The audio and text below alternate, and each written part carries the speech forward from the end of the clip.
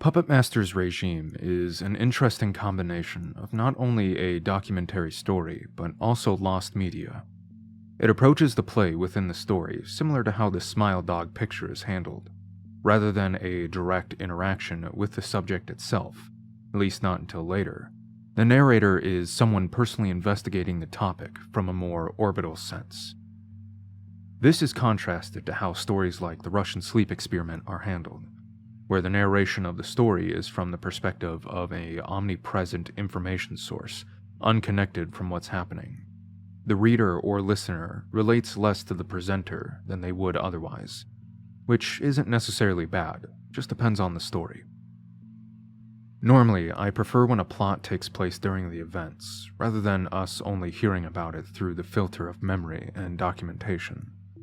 However, horror is in a unique position to tell this type of plot without it feeling like you're being robbed of a more interesting setting. This is because an investigation allows for mystery to thrive, which is one of the core tenets of horror, the unknown. Documentation-style plots also allow you to have a removed point of view from the subject matter, instead of the blinding emotion and fog of confusion one would get from a front-and-center situation. You're able to review all the information available in a more calm fashion, letting your mind run with theories and speculations. It also lends its hand to helping it feel more real, even if you know the story is 100% fiction. This more factual approach to the plot allows you to immerse yourself in it. It helps you pretend this is some obscure event that really did happen, but you just don't know about it.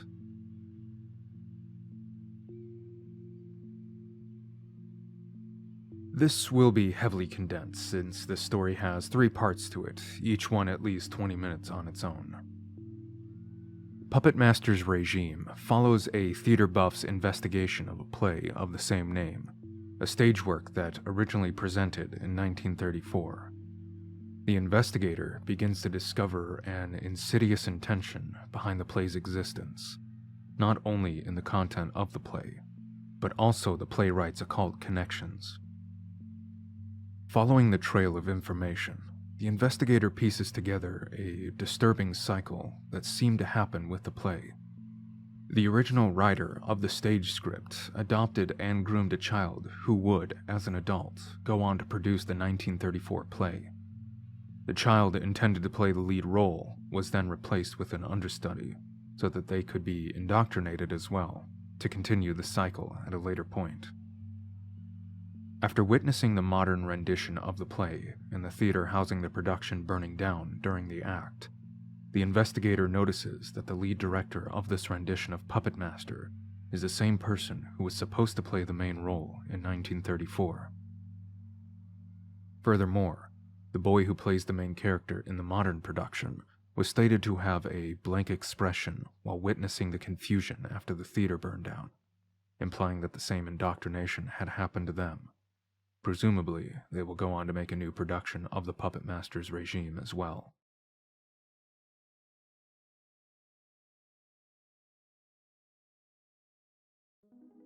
Real quick, to be clear, the author is the person who wrote the creepypasta. The researcher is the fictional person investigating the play. The playwright is the fictional person who wrote the play that's being investigated. Since the primary coverage of the story is done in a documentation style, there's not much in the way of themes. This will pretty much be about the secondary coverage, the play within the story. The play itself is stated to be a blatant sexually themed plot, whose playwright was involved in the production and distribution of illegal pornography. Now, one can make some pretty quick and obvious connections to Hollywood. Whether or not the author was getting at that, I have no idea, but feel free to retroactively claim that was your intention. It makes sense. The next big aspect of the play is the demonic ritual it was hiding within the act. Once again, connections to Hollywood can easily be made. However, are the sexual aspects of the play a part of the cult beliefs, or is that just a personal addition by the playwright? Given the focus the play has on the main child characters in the story, I'm going to assume that's part of the cult. One theme that comes in on the last entry is the cycle of abuse. Garrus Creeley, who would go on to direct the 1934 play, was adopted as a child by a father who groomed and abused him, which he goes on to groom and abuse the would-be lead actor of the original performance, Timothy Wright, which allows the next cycle to go on to the indoctrination of the lead child actor in the modern-day performance, Milton Holiday. Despite the researcher claiming that Garris Creeley, the adopted son of the abusive father, wanting to destroy the work of the man who abused him, he seemed to go on to perpetuate the cycle his adopted father started with him.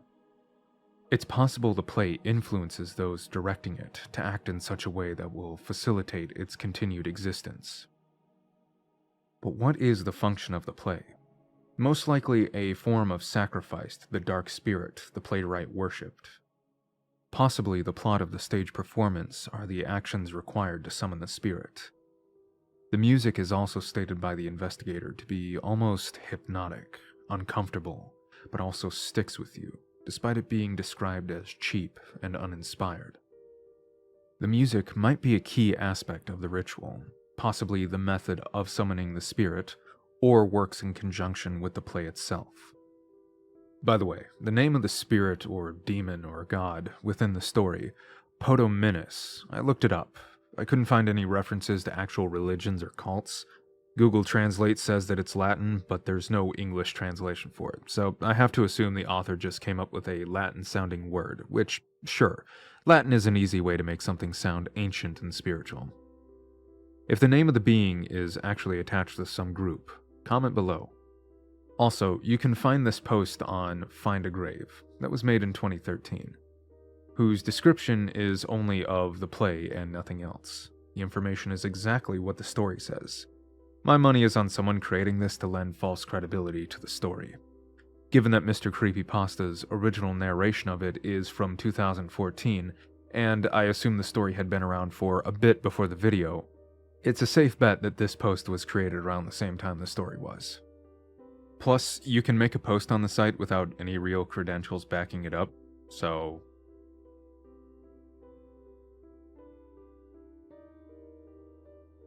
Plot. A documentation of an early to mid-1900s play, through the view of a theater buff. Much like Smile Dog, this helps lend a sense of relatability to the story, since we are more likely to identify with the opinions and skepticism of the researcher.